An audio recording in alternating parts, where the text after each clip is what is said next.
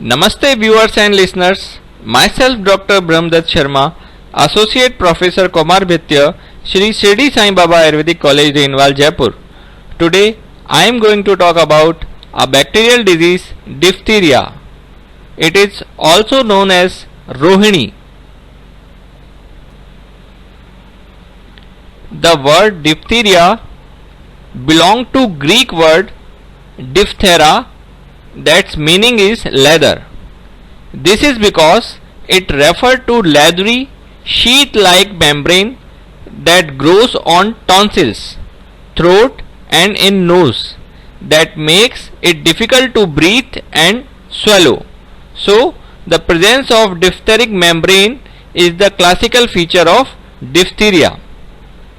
When we are talking about definition, it is an acute infection disease caused by toxigenic Corynebacterium diphtheriae that typically strike the upper respiratory tract, in which throat and nose is especially engaged. Then etiology. It is caused by Corynebacterium diphtheriae.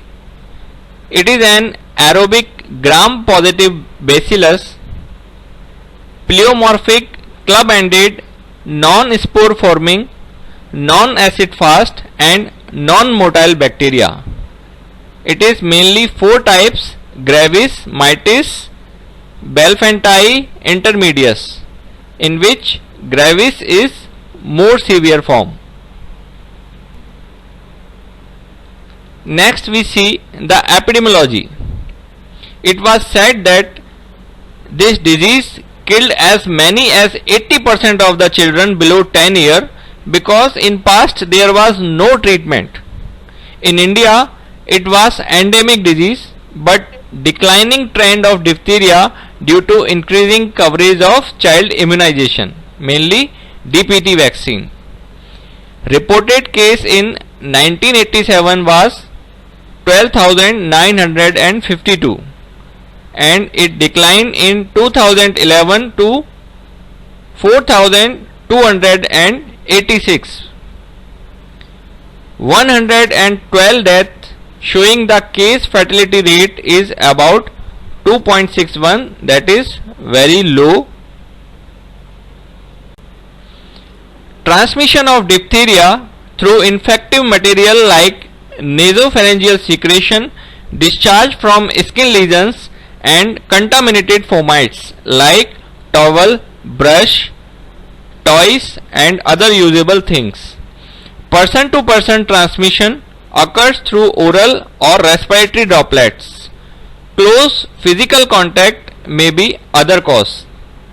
Non-respiratory route, that is portal of entry, may be skin where cuts, ulcers and wounds not properly attended through umbilicus of newborn. Site of implantation may be eyes, genitalia and middle ear. So these are several routes for bacterial transmission. Next important thing is pathogenesis. This bacteria act through toxigenic material. Acquire toxigenic diphtheria bacilli in the nasopharynx, skin and middle ear. Then it produces a toxin that inhibits cellular protein synthesis. The result is local tissue destruction and pseudomembrane formation. What is the structure of pseudomembrane? It consists of coagulated fibrin, inflammatory cells, destructed mucous tissue and dead bacteria. The pseudomembrane in larynx, trachea and bronchia may have the potential for airway obstruction to produce the disease diphtheria.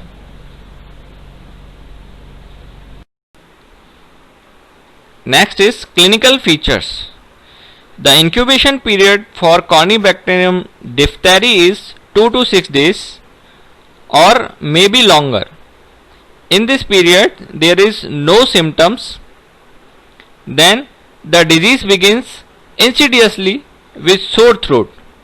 That is the common complaint. Despite modest fever, there is usually marked tachycardia. So pulse rate is more as compared to fever. The diagnostic feature is the diphtheric membrane. What is this membrane?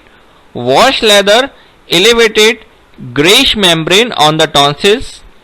It has well defined edge, is firm and adherent, and is surrounded by zone of inflammation. Other feature is bull neck. There may be swelling of the neck and tender enlargement of the lymph node. These two features are classical feature, diphtheric membrane and bull neck. Now we will discuss the clinical features according to diphtheria types.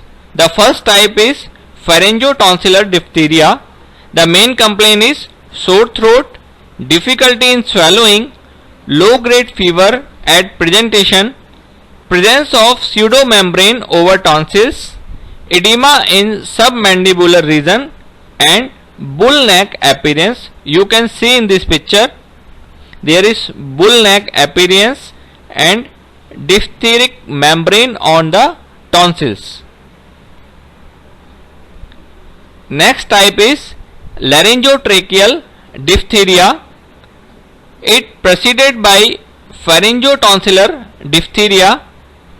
Its features are fever, hoarseness and croupy cough, and there is dyspnea due to narrowing of the laryngotracheal pathway.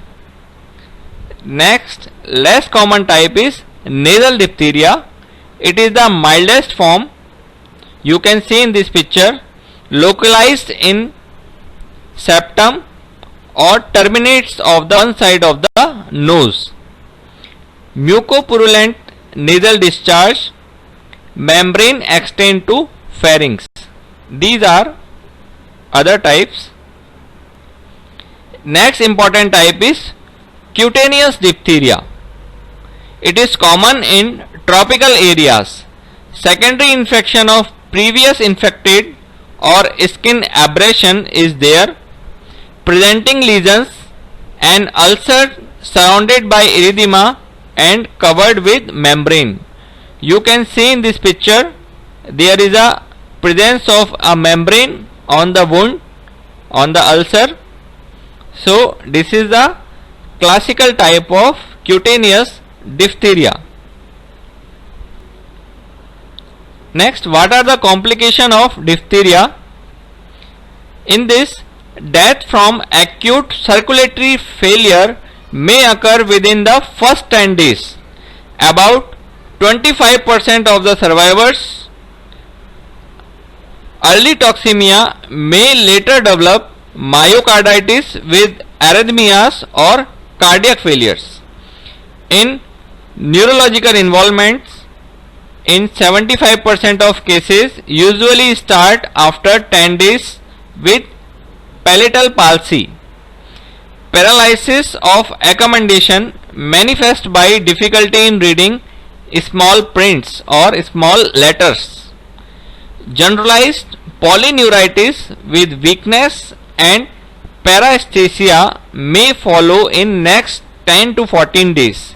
In some cases there may be renal failure. So these are the main complication: acute circulatory failure, myocarditis, cardiac failure, neurological involvement and renal failure. Then diagnosis. Diagnosis through routine examination. There is leukocytosis around 10 to 20 gram per liter. In this, neutrophil is dominant. Low platelet count may be there. They may produce thrombocytopenia. Rise profile of serum enzymes tests and proteinuria were found in serious cases. At bacteriological examination, smear and gram stain can found Corynebacterium diphtheriae. Fluorescent antibody stain can found toxigenic Corynebacterium diphtheriae. It is favorable for early diagnosis. Corynebacterium diphtheriae can be cultured from the swab from nose, pharynx and other sites. The important test is Schick test. It is the intradermal test which tests presence of antitoxin in the body. In management, early diagnosis and early intervention is the key success of this bacterial management. In early detection, start active search immediately from family and school contacts. Carriers can be detected by culture method, swab taken from nose and throat. Isolation of all suspected cases and carriers should be isolated, preferably in a hospital or at least 14 days or until proved free from infection. So isolation is important for at least 14 days.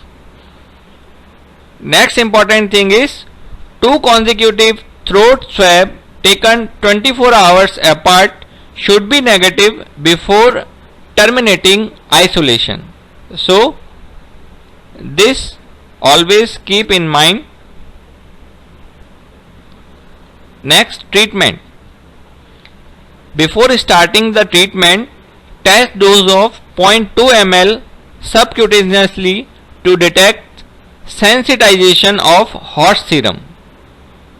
Then diphtheria antitoxin, the route may be IM or IV in dose ranging from 20,000 to 40,000 unit or more depending on the severity of the cases.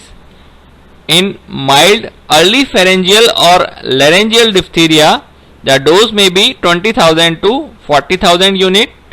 In moderate nasopharyngeal diphtheria, dose increases 40,000 to 60,000 unit.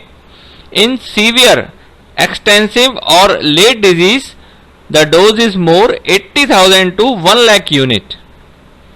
As antibacterial treatment to clear the throat, penicillin dose is 1200 mg 6 hourly IV or amoxicillin 500 mg 8 hourly or erythromycin 40 to 50 mg per kg per day, maximum 2 gram per day for at least 2 weeks. Carriers should be treated in 10 days course of oral erythromycin. We very well know the prevention through DPT vaccine. The schedule is 6, 10 and 14 weeks. Next, first booster is 16 to 18 month and next booster of DPT is at 5 years. Tdap vaccine for preteens around 11 to 12 years. Tdap or TD for adults in every 10 years. It is prescribed by WHO for the prevention of diphtheria. Thank you very much. Diphtheria was a deadly disease which was recovered from the immunization very nicely. If you like this video, please click on like and bell button and please subscribe my channel for other interesting videos. Thank you.